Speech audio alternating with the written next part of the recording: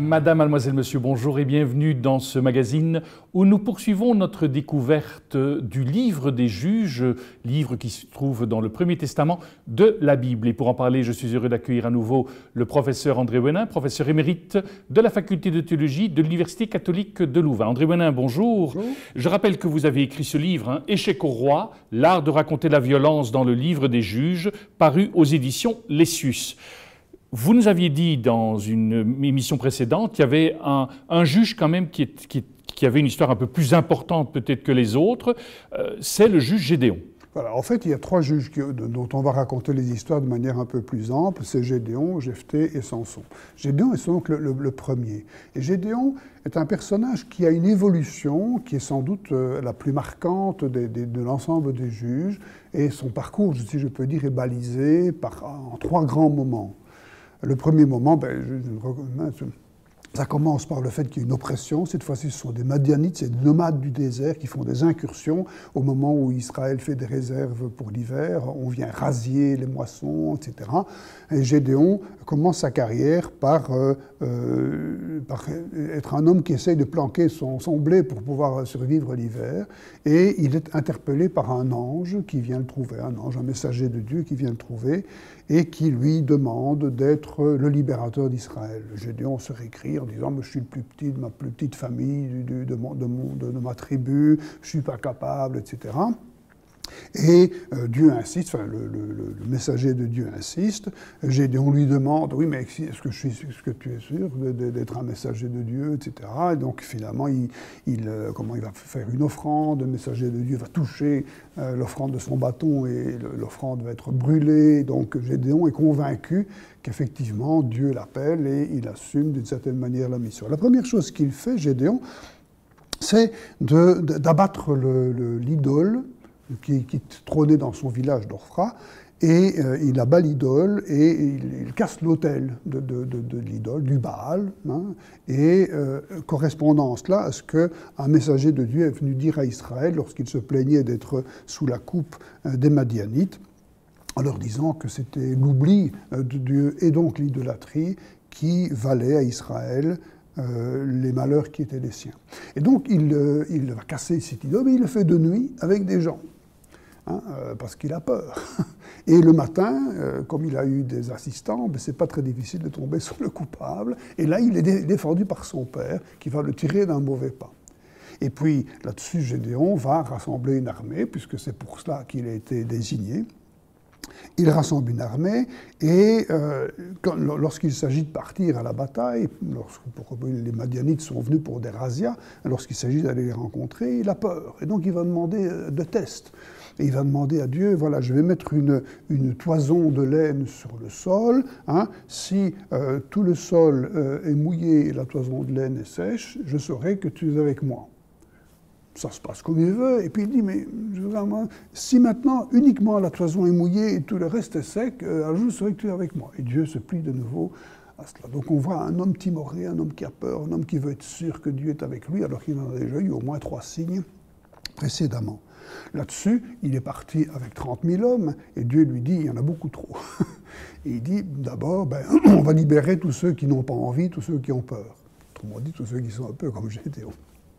Il y en a déjà 20 000 qui s'en vont. Dieu dit, il y en a encore beaucoup trop. Et alors il leur fait faire un test, et finalement, il se retrouve avec 300 hommes.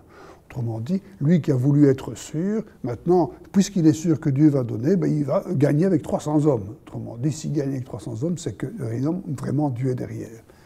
Et donc il descend vers le camp où se trouvent les Madianites, et de nouveau, là, il hésite. Alors Dieu lui dit, mais si tu hésites encore, tu prends ton serviteur, tu vas tout près du camp, tu espionnes, et tu verras, tu entendras. Et là, de nouveau, il va tout près du camp.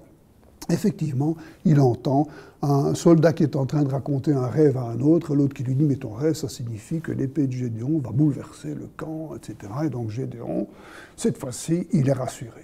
Donc vous avez, c'est toute la première partie d'un Gédéon qui est tout le temps en train d'hésiter, qui demande à être rassuré, qui demande à être sûr que Dieu est avec lui, comme s'il avait peur que Dieu ne le prenne d'une certaine manière, ne se joue de lui en quelque sorte.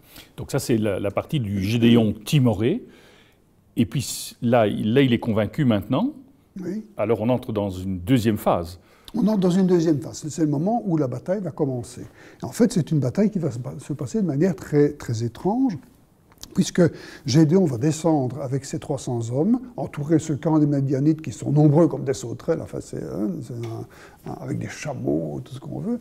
Et donc, il entoure le camp en 3 bandes, en donnant à chacun un corps, une cruche et une torche. Et l'instruction qu'il donne, c'est « vous regarderez dans ma direction et vous ferez ce que je fais ». Remarquez, ils n'ont pas d'épée. Quand à un moment donné, Gédéon brise la cruche, donc la torche apparaît, la torche enflammée apparaît, et il sonne du corps, et les autres font la même chose. Alors cette subite illumination de la nuit, ce vacarme qui se passe, et alors il crie pour Gédéon et pour Dieu, et à partir de ce moment-là, ça sème la panique dans le camp, les gens s'entretuent, etc., et puis ils se mettent à fuir. Dieu, évidemment, était là derrière pour créer la panique. Mais pour les torches, c'est intéressant. Vous connaissez peut-être les Gédéons qui distribuent des Bibles dans les hôtels, un peu partout. Eh bien, en fait, sur ces Bibles, il y a une torche. Et ça rappelle que Gédéon, donc c'est la lumière de la parole de Dieu qui jaillit dans la nuit et qui fait que Dieu, que grâce à Dieu, les ténèbres sont vaincues et les ennemis aussi sont vaincus. Donc, voilà, ce sont les Gédéons, ça vient exactement de là. Et donc là, vous avez la victoire de Gédéon qui va alors poursuivre les ennemis en appelant alors d'autres tribus pour venir couper la retraite, puisque ce sont des gens qui viennent de Transjordanie, pour leur couper la retraite, de telle sorte qu'ils ne puissent pas rentrer chez eux. Et là, bon, un bon nombre de Madianites finissent mal. Donc là, on a le deuxième mouvement. Deuxième mouvement. Et puis alors, deuxième mouvement, c'est la les Madianites sont tués. Oui, pas tous. En fait, il y en a 15 000 qui ont traversé le Jourdain quand même, et dont 2 rois, Zévar et Tsalmunna. Je me trompe peut-être, non, c'est Orev et Zéef, c'est le corbeau et le loup. Et donc, ils ont traversé le Jourdain avec un certain nombre de gens. Et là, Gédéon, on va passer d'une 3e phase. Et c'est la phase que j'appellerais la phase violente de Gédéon. Après la phase de Gédéon timoré, le Gédéon sûr de lui qui remporte la victoire de manière très nette. Et enfin, on a le Gédéon qui sombre dans la violence. Non seulement il sombre dans la violence parce qu'il poursuit ses rois, mais quand il rattrape ses rois, au moment de les mettre à mort, on apprend qu'en fait, s'il a poursuivi ses rois, c'est parce que ses rois avaient tué ses propres frères à Gédéon. Et donc que Gédéon voulait tirer vengeance de ses frères. Autrement dit, s'il poursuit ses rois, ce n'est pas pour libérer Israël, parce qu'Israël désormais est libéré. C'est pour tirer vengeance des rois qui lui ont fait du tort en tuant ses frères. Et non seulement ça, mais dans sa poursuite, il a 300 hommes qui sont exténués, évidemment, puisqu'ils ont passé toute la nuit à combattre, ils ont poursuivi les Madianites jusqu'au Jourdain, et voilà qu'on les entraîne plus loin.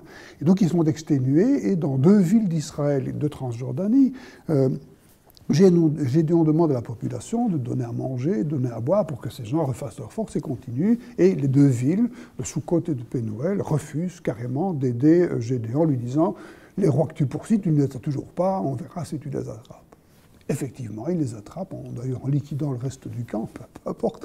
Et puis il revient, et là, il va châtier les 2 villes d'Israël.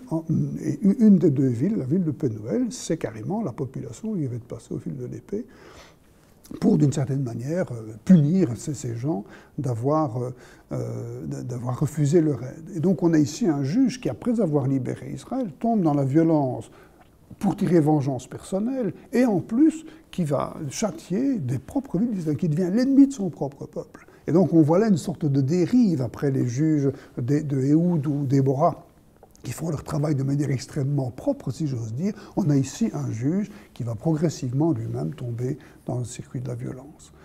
C'est peut-être quelque chose qui a à voir avec une certaine conception de pouvoir. Quelqu'un qui a peur d'aller au pouvoir, qui est timoré, qui veut être sûr de lui, etc., à partir d'un certain moment, quand il a vu que les choses lui réussissaient, il peut effectivement ne pas savoir mettre de limite à son pouvoir et sombrer alors dans une violence qui finit par détruire son propre peuple.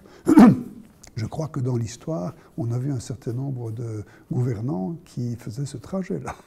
Oui, donc en fait, cette histoire, comme vous dites bien, d'Éhoud, c'est l'histoire d'un pouvoir qui se falsifie. Tout à fait. C'est un pouvoir qui dérive parce qu'il ne sait pas, à un moment donné, se mettre des limites. D'ailleurs, la dérive va plus loin, parce que je vous ai dit que la première chose que Gédéon fait, c'est de casser l'idole. La dernière chose qu'il fait, c'est de récolter une partie de l'or qui a été pris aux Médianites. Il en fait une sorte de grande tapisserie cultuelle. Les gens prennent ça pour une idole et retombent dans l'idolâtrie.